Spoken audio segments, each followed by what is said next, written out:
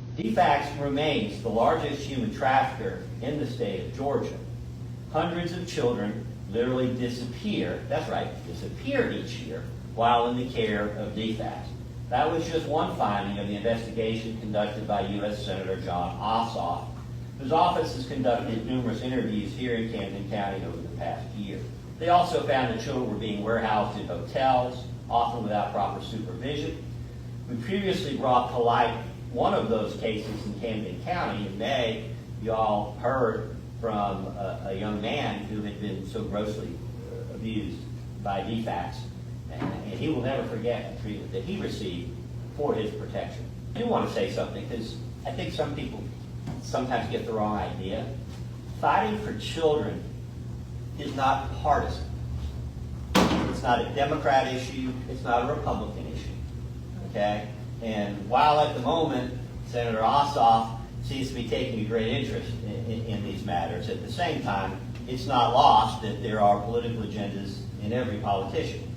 And I don't mean to suggest, because I've singled him out for the good deeds that he has done here in Camden and elsewhere, that he is alone or that somehow is a partisan issue. There are plenty of Republicans fighting human trafficking across the state in all its forms, at the highest levels of government. And every year there's a battle in the legislature between the people who understand the abuses of DFCS and the people who see DFCS as a savior. And that is one reason why the law changes every year or two when it comes to juvenile court and the protection of children. It's a constant back and forth, a constant balancing of issues. Despite the statutory mandate to reunite children with their families, DFCS remains a discount adoption agency and perhaps Georgia's largest. The Adoption and Safe Families Act and other budgetary incentives and bureaucratic quirks effectively place a bounty on the heads of children suitable for adoption.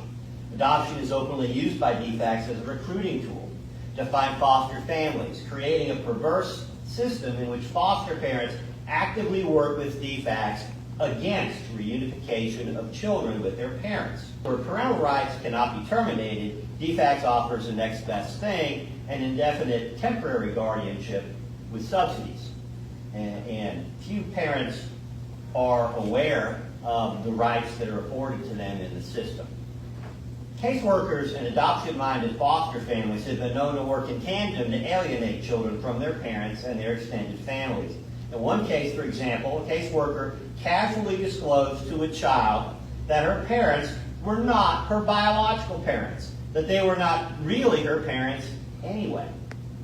Now that's, to me, that's child abuse, but that's DFCS. In another case, children were told that they were born to quote-unquote toxic parents. Parents are prohibited from discussing details of their cases with children during visits, but caseworkers and foster families, as a practical matter, are free to trash parents 24/7. Kristen Harper, for example, isn't even allowed to hug her children during visits. You'll hear from her in a moment. Meanwhile, the foster parents allow her daughter to use their own last name rather than her legal name. DFCS is aware of this, but has taken no action.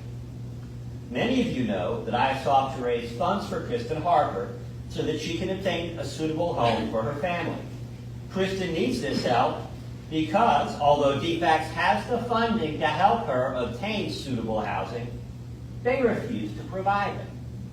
DFCS also has obstructed her application for low-income housing. But it gets worse.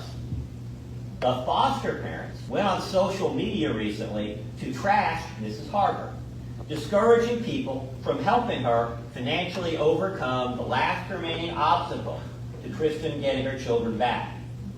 They did not acknowledge their own personal interest in the matter until they were called out. I can't imagine anything more horrific than foster parents who are supposed to be facilitating a reunification, actively obstructing a parent and trying to provide the resources those children need. But that's what Camden DFCS allows, if not encourages. Despite their statutory mission, DFCS frustrates placement of children with family members, obstructs visitation and reunification, lies to children about what is happening with their parents, manipulates children against their parents, and when necessary, they outright lie to the parents and courts about what the children actually want. DFCS pressures experts to give whatever opinions they need. In that one case, essentially dictating an evaluation. DFCS pays the bills. DFCS personnel brag to parents how close they are with the court officers, suggesting, I would say falsely, that the court will do whatever they ask. Much like the board, the collective antagonists of the Star Trek series, DFCS tells parents that resistance is futile. And they are right, because the numbers tell the tale. Few of the children taken from parents in Camden County ever return home. I'm not going to review those numbers again because Ryan has already addressed that. The adoption bounty for DFCS in our state is gigantic. It was over $100 million last year. Taking children from parents is good business. Reunification does not pay, nor do remedial measures short of removing children from their parents. If you want to know why these things happen, follow the money.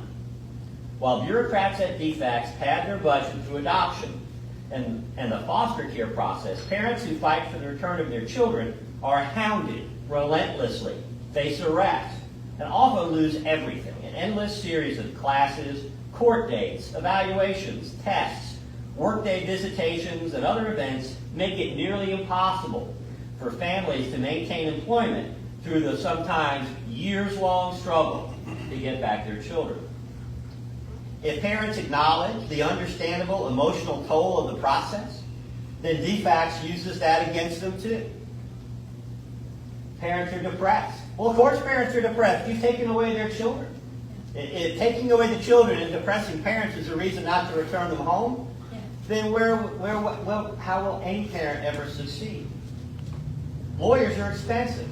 And yet at the same time, families bear crushing legal bills. Parents are required to pay support that goes to the state of Georgia into a fund rather than to the foster parents. In most cases, the government picks and pays the lawyers representing parents and children in juvenile court. Lawyers who wish to remain on that payroll are tempted to simply parrot whatever DFCS recommends. Now, Ryan referenced our local court, and I can't verify the numbers that Ryan provides.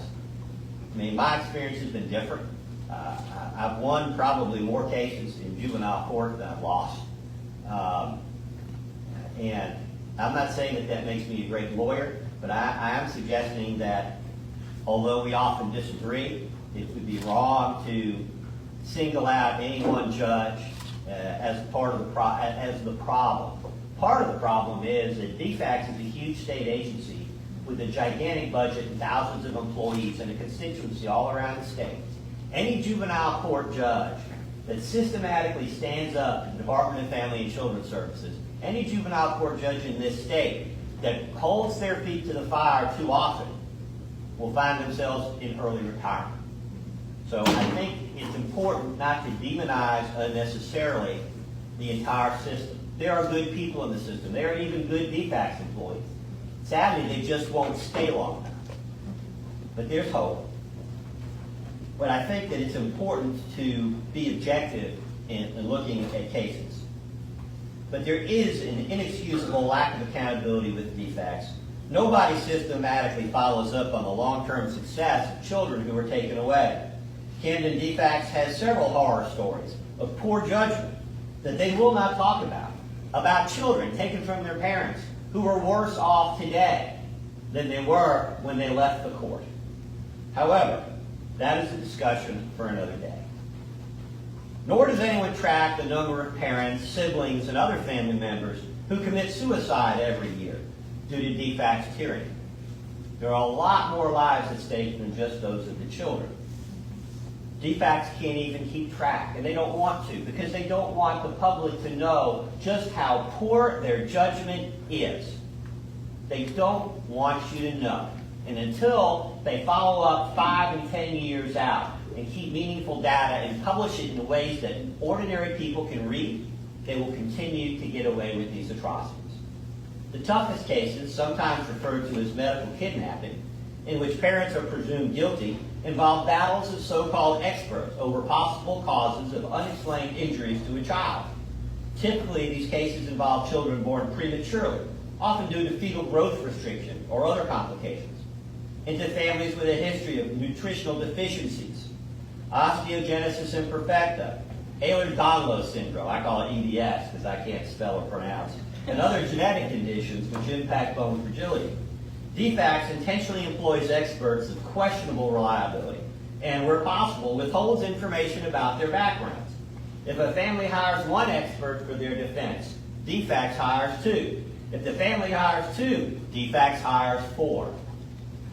In the Miller case, a case which was ultimately dismissed by our juvenile court, DFCS shifted back and forth between competing theories.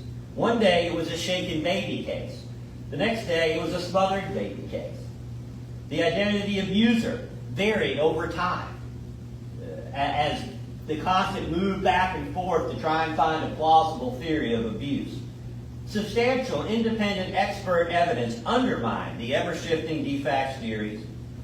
None of this evidence was referenced in the court's final order, including evidence suggesting medical malpractice or negligence, sparing DFCS the public ridicule, which is so richly deserved. DFCS actively thwarts the investigation into truths that do not fit its narrative, often refusing to submit the child for appropriate medical testing without a court order. And we have had cases where we've had to go to the Camden Juvenile Court to get orders so that the appropriate testing was done and the information was provided. That shouldn't be necessary. Families who choose to fight for their children must be prepared for a fight that will drag on for years, a fight that could cost more than $100,000 in attorneys and experts. The families are worn down, beaten into submission. The Miller family is one such example, although they eventually won their case in juvenile court. Kristen Harper had been beaten down too, until people in our community brought her case to my attention. Kristen is still gripped by guilt over the treatment of her children by DFCS. That's one of the things DFCS doesn't like to tell the public, is how many disasters occur while the children are in the custody of the Department of Family and Children's Services. Kristen cannot hug her own children, yet a former caseworker was reported to have engaged in creepy, grooming behaviors with her children, asking at one point whether the caseworker could take a child alone for fishing or other activities. One of her children appears to possibly have been exposed to inappropriate sexual matters while in DFCS custody. Although a DFCS caseworker was suspected of having exposed another child to inappropriate sexual material, DFCS has undertaken no investigation into the Harper matter, nor has the agency provided counseling or therapy for the child in question. The only solution that DFCS came up with was to separate the children, which to me is an unspeakable act of cruelty.